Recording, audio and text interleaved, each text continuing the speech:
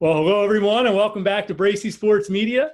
My name is Aaron Bracy, and I'm thrilled to be joined today by Kyle Hines. Kyle is a South Jersey native and Timber Creek High School graduate who has had a record-setting career playing basketball in Europe, where he spent the last 12 years. Kyle became the first American to win 4 EuroLeague titles when he helped CSKA Moscow win the championship in 2019. He recently was named to the EuroLeague All-Decade team. These are some amazing accomplishments from someone who calls himself, quote, just a kid from Sicklerville on his YouTube channel docuseries on SirHinesTV. Kyle, thank you so much for joining us here on Bracy Sports Media. Oh, thank you. Thank you so much for having me, man. I definitely appreciate it. I mean, I've been looking forward to it and excited to being on. If you're watching this on our YouTube channel, you can also download our podcast wherever you get your podcast, Bracy Sports Media. And if you're listening on our podcast, you can check it out on our YouTube channel, Bracy Sports Media. And finally, be sure to check out our website, bracysportsmedia.com, for a corresponding story with this interview. All right, Kyle, let's jump right into it. I want to take you right to 2019. You just won your 4th EuroLeague title for CSKA Moscow. You became the first American to do so. When you look back on that, I know you've had a little bit of time lately, and you reflect on that. Man, what do you think about that accomplishment?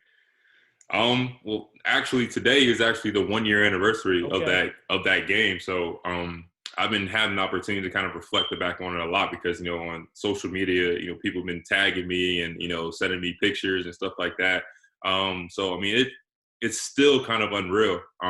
What I say all the time is like, as athletes, our mentality is always like, what's next? So, you win and it's always about, okay, I got to start preparing for the next season or start preparing for the next game. So, I never really got an opportunity probably until now to actually sit back and really like kind of enjoy it and kind of, reflect on what happened. I mean, it was amazing. It was amazing for a number of different reasons. But like I said, it still hasn't fully set in, and I don't think it'll set in until I stop and I retire and I have a time, opportunity to look back at all the scrapbooks and all that different type of stuff. Now, you're all about winning. I've read a lot about you. I've researched a lot about you. But you also, as I mentioned at the top, have been honored as on the all-decade team for EuroLeague. Man, what does that accomplishment mean to you? I mean, that it's one and the same. I mean, it's an incredible accomplishment, but sometimes, like I said, it doesn't necessarily like set in that, until I read the list. And then, I was talking to my brother the other day. He was like, you're the only American on the list. And I was like, wow, like, like to put it, once other people put it in perspective, then that's when I really kind of understand the magnitude of the accomplishment. It's special to be, EuroLeague has had, amazing players, a lot of, talented players. And to be, on the list of, 1 out of 10 is incredible. I mean, like I said, you can't even put it into words. But like I said, I'm definitely humbled and, and I'm definitely appreciative of the achievement that, that my peers in the league will vote me in this elite class of players.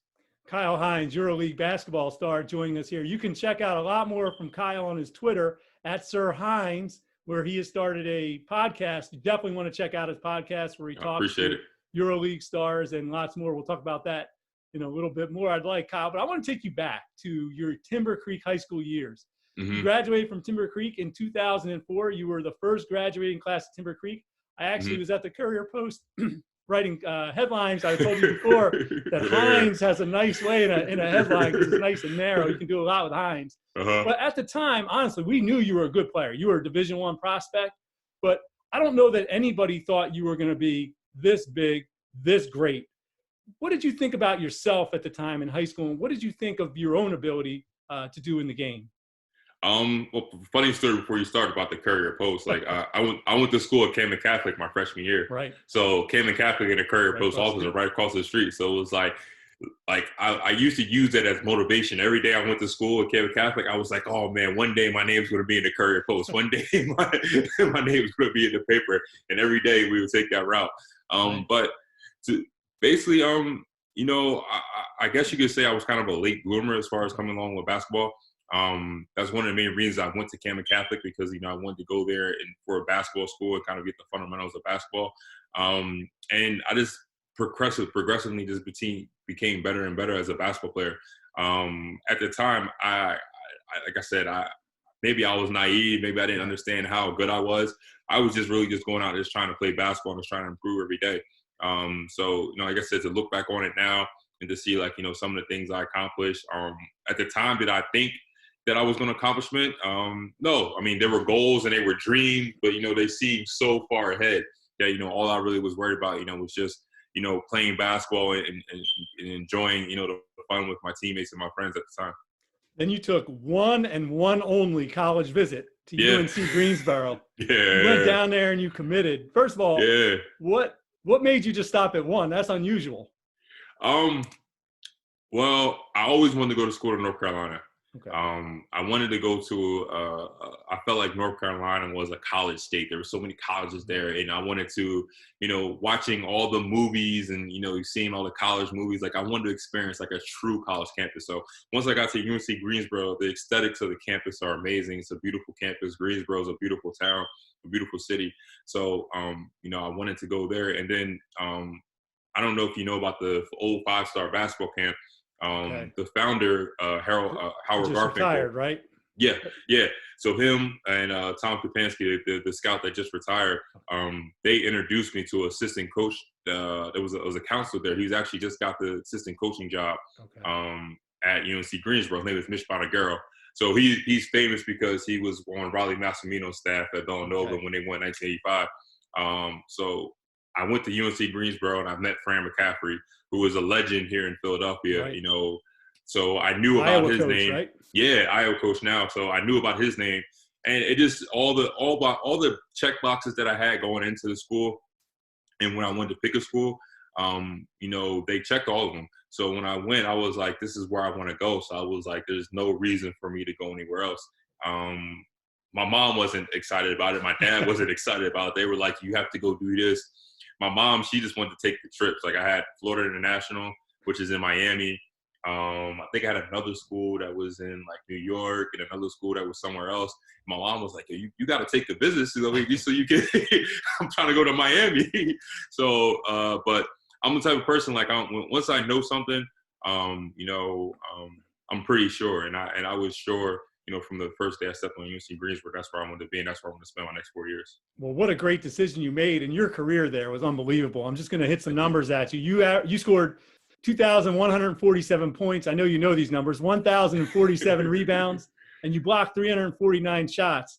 You're one of only 6 players in college basketball history with 2,000 points, 1,000 rebounds, and 300 blocks. Joining these names: Alonzo Mourning, David Robinson, Tim Duncan, Purvis Ellison, and Derek Coleman.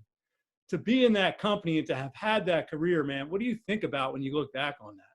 I always joke with my friends and say I'm like the Jeopardy answer, because like you go on Jeopardy and you list the names and like obviously people aren't going to know. They know the other names, but I'm the one that probably that people don't know, that's probably not worldwide recognized. So I mean, it was incredible. I mean, UNC Greensboro was amazing because it gave me the opportunity, much like Timber Creek, gave me the opportunity to groom myself and become a better player. So thanks to Coach McCaffrey for giving me an opportunity, and then Coach Dement who followed him for giving me the opportunity to become a player and allow me to kind of play through my mistakes and allow me to grow. But like I said, looking back on it, I mean, it's almost one and the same. Like I said before, like I still never really got a chance to like reflect until like recently. Now that we have this time off, and I'm like looking through pictures, and I'm talking to my former teammates, and I'm talking about different things, and watching old games and stuff like that, and I'm like, wow, like that was like a special and memorable time. It's going by fast, but I mean, it was definitely an amazing time. And like I said, I mean, I was very fortunate to to go to that school and have that opportunity that I did. Kyle Hines, EuroLeague basketball star, joining us here on Bracy Sports Media. And be sure to check out Kyle on his Instagram page, SirHines42. Puts a lot of stuff about his career, about his family. Definitely check him out. All right, Kyle, I want to move on now to your professional career. So you left UNC Greensboro and you went to the NBA pre-draft camps, as many college players do. You were not drafted, and you ended up going overseas. You played the first 2 years in Italy, then you played in Germany, and you were playing great. But at that time, you were still kind of holding out hope of playing in the NBA. You had gone to some summer leagues, and you were playing in some camps. Can you talk about that time early in your career And how did it feel? At that time, I think you really wanted to be in the NBA. Definitely. While you were overseas. What do you remember about that? I mean, that was my goal. Coming from a small school, and at the time the NBA was different. Everything was very cookie cutter. It was like if you were a center or a power forward, you had to be a certain height or a certain your height determined your position.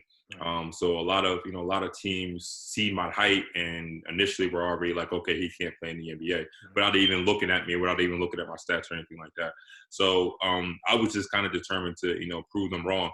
I had some chances in summer league, but it just didn't work out. But honestly, I'm kind of thankful that it didn't work out because it allowed me to have such a great career. And such a great experience overseas. Everybody's path isn't necessarily the same. For me, like at the time, my path was, I thought it was NBA or bust. Right. That's the only thing I was focused on. I was like, I'm going to the NBA, whatever path I have to, to get there. That's the only thing I'm worried about. But, people always say, God has a funny way of kind of, proving you wrong. And, I was able to, because I didn't make the NBA, because I didn't have those opportunities, I was able to kind of experience and have a great career and find a niche, for myself in Europe in the EuroLeague. And, I'm thankful every day that, that it worked out that way because, I'll be able to experience some things that, not too many people on this earth get a chance to experience. Well, and I read so then after Germany, you went to Greece for your first of 2 seasons in Athens. And I read that that's when you really said to yourself, man, I'm going to really focus on Europe and I'm really going to put my mind on being the best I can. I'm not going to worry about my stats anymore. I'm just going to try and be a winning basketball player. And so you won 2 straight titles with Olympiacos those 2 years. And I'm just wondering if you could reflect on that mindset and kind of how that helped your career going forward when you just kind of said, I'm going to be a Euro player, and that's okay. There's nothing wrong with that. Yeah, I mean, it was actually when I signed in Germany in Bamberg, it was my first time being on a team where I wasn't the best player, where it was like, I had to play a role. So, for me, I was like, and we won the championship that year. And it was like, you know what, if I'm going to be successful, in basketball and successful in my career moving forward, then, I have to focus on, the things I can control. And then also, I realized, that was my first time really, that was my first year playing EuroLeague. And then when I got to Olympiacos, it was my first time really being on a high level club. So I was like, playing over in Europe is not that bad. I mean, it's really, it's really fun, to have the opportunity to live in, Athens, Greece and play high competitive basketball. I was like, man, this is wonderful. So, I was like, you know what, like I'm going to put my full focus into doing this. And like I said, I mean, the dividends kind of paid off. I was able to, like you said, win, back-to-back titles. And I was able to kind of find a role and kind of find a niche for myself where I was like, listen, I'm just going to focus on, doing this, being a great defender and focus on, being the role that the team needs me to fulfill. And that's where I was able to find the most success in my career. And then after those 2 straight titles, and we're talking to the great Kyle Hines, EuroLeague basketball star today on Bracy Sports Media. But after those 2 EuroLeague titles with Olympiacos, you went to one of the best clubs in Europe, CSKA Moscow, in 2013. You've been there for the last 7 years. You won 2 titles with them in 2016 and 2019. And you're the captain of the team, which is, I would imagine, an amazing honor, especially for an American. But, man, just take us through that journey of going to Moscow. Maybe how did that happen? And then just as best you can of those 7 years, like what stands out to you? It basically happened, Olympiacos, kind of funny. I guess people watching the Last Dance situation. So it was almost like after we won those 2 titles, it was a similar situation to that. The team, all the players, we had a young team, a young kind of core, and all the players kind of had played up their market value. So the team was unable to kind of keep everybody because, our market value had kind of expanded. So it was kind of a business decision. So I already knew that I would have to leave. I wasn't coming back. And I was fortunate enough that, that CSKA, was interested. And I jumped at the opportunity because, CSKA is one of the most historical clubs, not only in EuroLeague, but just in, basketball in general. They've had, countless number of players that have played there. So for me, it was a great opportunity. And then also it was a great opportunity because, CSKA was, at the time, they were kind of in a little bit of a drought. They hadn't won a EuroLeague since 2008, I think. So for me, it was like a great challenge to go to another team, go to a big club like CSKA, and be part of the first team to hopefully bring the EuroLeague title back. So it was incredible. I mean, I'm not gonna lie, the first like 5 or 6 months, I wouldn't say depressed, but I was definitely questioning my decision of going there just because of the weather. I don't know if anybody knows about what life. The sun never comes out. I didn't see the sun for about 4 or 5 months, and it was just like coming from Athens, which Right. is totally opposite. When I lived in Athens, I can throw a rock into the ocean, versus into the Mediterranean Sea, for my bedroom. So it was like it was amazing, and the weather was amazing. And then when I go to Moscow, and it was like gray and gloomy, and I was in an apartment all day, and I was just like, man, why did I make this decision? But yet again, it ended up being the best decision of my life. Having an opportunity to, like you said, be there for 7 years and accomplish so many different things, and live in Russia, and to be named the captain of a team like CSKA has been incredible journey, incredible experience. Kyle Hines, EuroLeague basketball star, joining us here on Bracy Sports Media. All right, Kyle, for people who aren't really acquainted with European basketball, I'm wondering if you could talk about a little bit of the differences. Now, I read a quote from you, which I thought was interesting. You compare EuroLeague basketball to chess, whereas NBA would be like checkers. Can you explain that comment a little bit? So I say that because, in the NBA, you can see scores of, nowadays up to like 120 to 130, especially if you're watching a team like the Houston Rockets or, a team like that, where it's like everything's kind of up and down, where, guys are putting up, 30 shot attempts, and, there's hundreds of possessions in the game. Versus EuroLeague is very methodical. It's very strategy based. It's more of a team based system where a high scoring game in EuroLeague is like an 80-point game or maybe 90-point game. That's like very, very rare. So I compare it to like when you're in chess, you're really taking your time in the moves you make. There's a lot of strategy involved. There's a lot of even beforehand. There's a lot of strategy. There's a lot of preconceived kind of movements that you're kind of making. Versus, the NBA, sometimes it's like, guys are just out there, even though they're the most talented, most athletic guys in the world, sometimes they're just going, and in checkers, with speed. In checkers, you're going bang, bang, bang, bang, bang, game over. So that's kind of where I get the comparison. And I think a lot of that's because the NBA, there's a lot more games. Obviously, the players are a lot more talented, and just the purpose is a little bit different. The NBA is, I would say, more for entertainment. Versus in Europe, it's more competition based. There's a lot less games, a lot less possession. So I think to me, those are the biggest differences. And you mentioned the games. You play about 30 or so, I guess, regular season games, where the NBA obviously is 82. Yeah. What is that like? What is the routine like for a basketball player? Obviously, I'm guessing there's a lot more practice involved, but can you take us inside like kind of a season and what it's like? I guess, because the funny thing people always talk about in the States is load management. So there's no load management in Europe. Like that doesn't exist. I mean, we usually play Thursday and Friday EuroLeague games, and then Sunday, Monday will be your domestic league games. So that's the games you play in country, and then the rest of the time you're usually practicing or traveling. So we usually practice, I would say we play 2 days for games, and the other 4 days are usually for practice, and you usually have a day off. But practices aren't just like, go out there and shoot around or go out there and, practices are intense. We're going up and down for, almost like, 90 minutes, sometimes 2 hours. Some teams even do 2-a-days in the middle of the season. So everything is really intense. Like I said, there's no load management, in Europe, because we play so few games, every game counts, every possession counts. Yeah. So if you lose, 2 games or 3 games in a row, you could be completely out of the tournament. So every team is, focused on every game. And the thing we kind of say, or our coaches say is like every game is a final. No matter who you play, when you play, every game is like game 7, what we would call it here. Because, we have less games and the stakes are a little bit higher.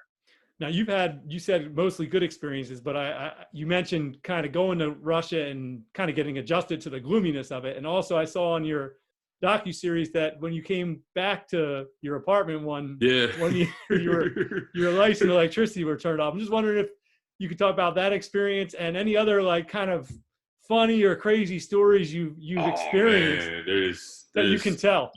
There's too many. So that experience, I left my apartment, and then I was going for the summer. And my landlord, who's American player, Sasha Khan, who played at Kansas, and it was, so somehow our communications were messed up, and we hadn't been talking during the summer. And when I got back, all the electricity was off. So, which wasn't the main problem. I was like, okay, electricity is off. What is it? The problem is that the freezer and the refrigerator were full from the summertime. Right. So there goes that smell. Yeah. So it smelled like, it smelled like, it's hard to even explain it. So I walked in there and I was just like, oh man. So the thing that sucked for me was that, after coming off of like a 13, 14-hour flight, getting there and then coming there and having the electricity off, and it was like, oh, no, I got to go stay in a hotel. Right. And it was sucked we didn't show is that all the hotels were kind of booked. Oh, okay. So I had to go to like almost like, I wouldn't say like a hostel, but it was like a small kind of like, maybe 1 or 2 star hotel situation. So I had to spend the night there and nobody spoke English. It was like a traditional like Soviet Union, like single bed, 1 chair, one desk type of situation. But I didn't mind it. Looking back on it, was a funny story. But I have, so many stories. The time that, when I played in Olympiacos and the Panathinaikos, it's a huge rivalry. It's almost like, I could say it's like, the Mets and the Mets and the Yankees times 2, or the Cowboys and the Eagles, that type of situation. But it's more heated. It's like, like it's an internal like rivalry. So we're playing a game, and then to kind of, to set the scene on both end zones, it's the Olympiacos fans and it's the Panathinaikos fans. And then in between, there's police officers. Okay. In between. So I'm out there for warm-ups, and I'm just, shooting around. And, each fans are shooting flares at each other. So I'm warming up, and it's going, phew, phew, phew. So one of the fans, I guess, got an idea. It was like, hey, we're going to shoot the other players. They start aiming at us. Wow. So I'm shooting, and I get hit with a flare in the back of my head. Oh my God! Boom! Felt like a rocket. So I come down. They come taking me off the court. My pants are kind of like on fire, so I brush my pants off. I get into the locker room. Now this is kind of the funny thing.